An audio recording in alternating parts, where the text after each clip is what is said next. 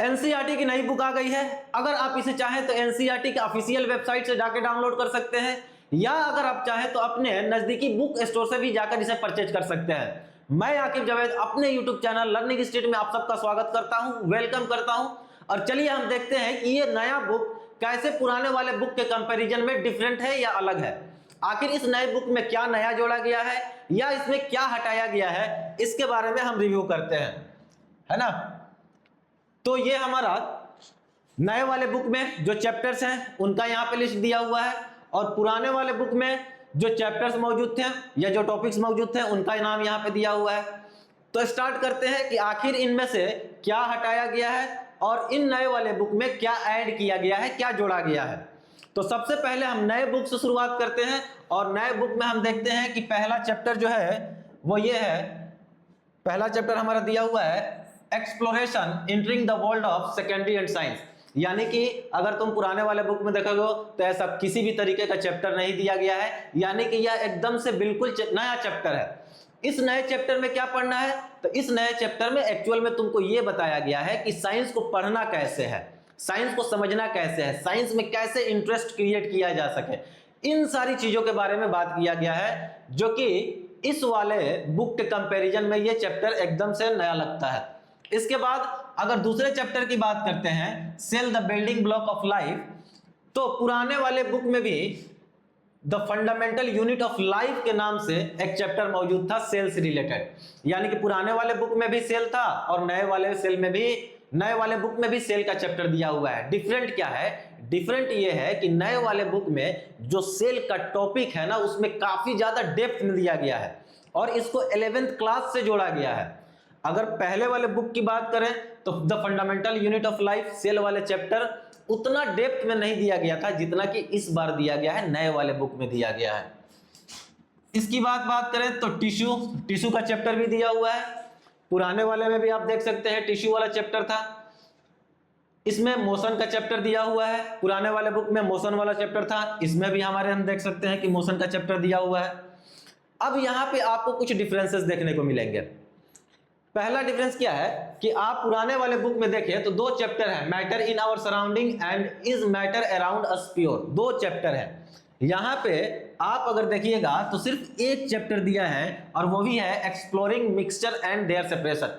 मैंने इसको ठीक से देखा, ध्यान से देखा, तब मुझे पता चला कि एक्चुअल में पुराने वाले बुक का ये जो दोनों चैप्टर है इसको इंक्लूड कर दिया है एक सिंगल चैप्टर में, है ना। क्या किया है, पुराने वाले केमिस्ट्री के जो फर्स्ट दो चैप्टर है उनको एक चैप्टर में यहां पे इंक्लूड कर दिया है, शामिल कर दिया है, लेंथ बढ़ा दिया है इसका।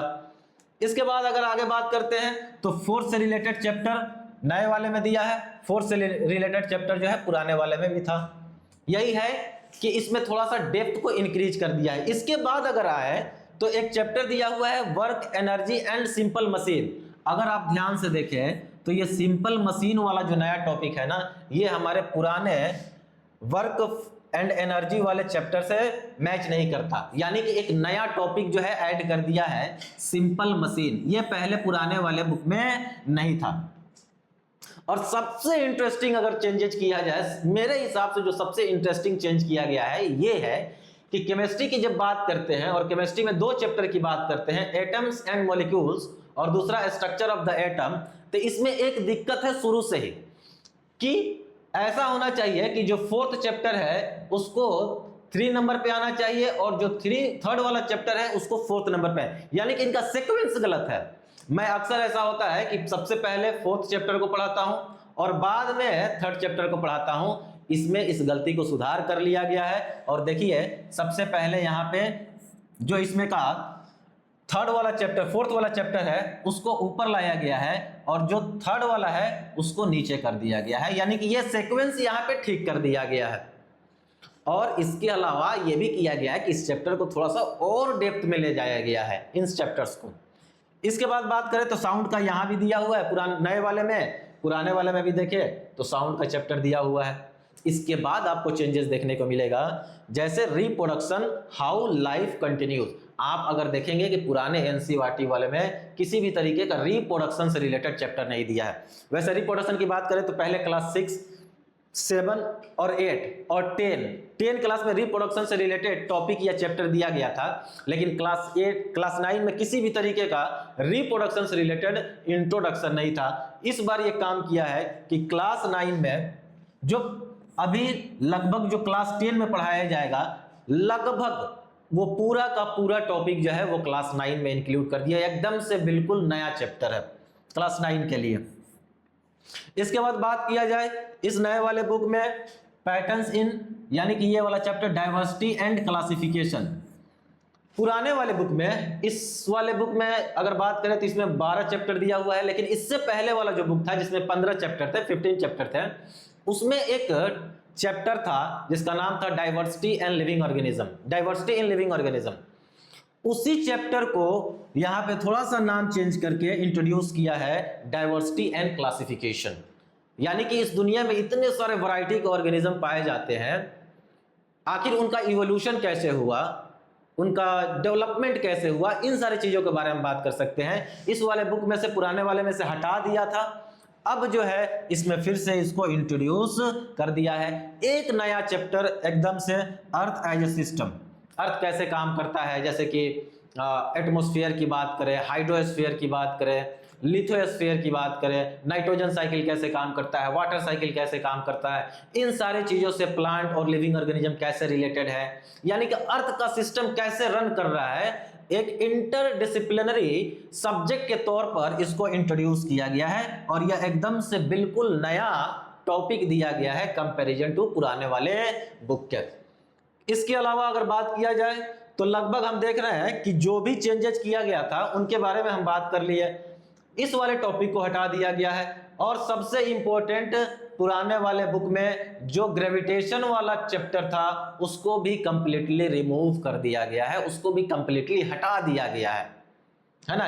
इन सारी चीजों को आपको ध्यान में रखना है। तो पुराने और नए वाले बुक में इतने सारे चेंजेस किए गए हैं। इसका अलावा अगर आपसे पूछा जाए कि और कौन सी चेंजेस आई है, तो आपको कुछ चीजों को ध्यान में रखना है। सबसे पहला सवाल कि सिलेबस बढ़ा है या घटा है, क्या कहिएगा कि 9th क्लास के नए बुक में सिलेबस बढ़ा या घटा है? तो मेरा ये मानना है, मेरा ये कहना है कि 9th क्लास के नए वाले बुक में लगभग 25 से 30% सिलेबस इंक्रीज हुआ है। आपको चैप्टर के नंबर तो सेम दिख रहा है, लेकिन अगर आप जाकर उनको डीपली स्टडी कीजिए तो आप देखेंगे कि उन चैप्टर का लेंथ जो है ना इंक्रीज कर दिया गया है। उन चैप्टर का जो कंसेप्ट है उसको डेप्थ तक ले जाया गया है। इसके अलावा और क्या चेंजेस किया गया है, तो इसको नेशनल एजुकेशन पॉलिसी 2020 के हिसाब से अलाइंड किया गया है। इसके अलावा इस बुक में क्या खास बात है, इसके अलावा इस बुक में खास बात यह है कि जो क्वेश्चंस वगैरह दिए गए हैं वो बहुत ज्यादा कॉम्पिटेंसी बेस्ड दिए गए हैं। यानी कि वो मॉडरेट क्वेश्चन नहीं है, वो सिंपल क्वेश्चन नहीं है, यानी कि ये क्वेश्चन आपको सोचने पे मजबूर करते हैं, आपके कंसेप्चुअल कंसेप्ट को जो है इंक्रीज करते हैं, आपके सोचने समझने की जो कैपेसिटी है उसको इंक्रीज करते हैं, आपको सोचने पे मजबूर करते हैं। इस तरीके के क्वेश्चंस इंक्लूड किए गए हैं। इस नए बुक में खास बात यह है कि बहुत सारे एक्टिविटी को इंक्लूड किया गया। पुराने वाले बुक में भी एक्टिविटीज थे, लेकिन इस वाले बुक में अगर बात किया जाए तो हर पेज में, हर चैप्टर में भर भर के एक्टिविटी दिया गया है, ताकि आप इसे अपने डेली लाइफ से रिलेट कर सकें। यानी कि इस पूरे बुक को रिलेटेबल बनाया गया है डेली लाइफ से। तो ये सारे चेंजेस जो है इस बुक में किया गया है। अगर ये वीडियो आपको ऐसा लगता है कि आपके काम का है, आपको पसंद आया, तो इस वीडियो को लाइक करें और सबसे पहले चैनल को सब्सक्राइब करें, ज्यादा से ज्यादा कमेंट करें और इसे अपने दोस्तों में भी शेयर करें, ताकि उनको भी अपने क्लास 9 के रिवाइज सिलेबस के बारे में पता चले।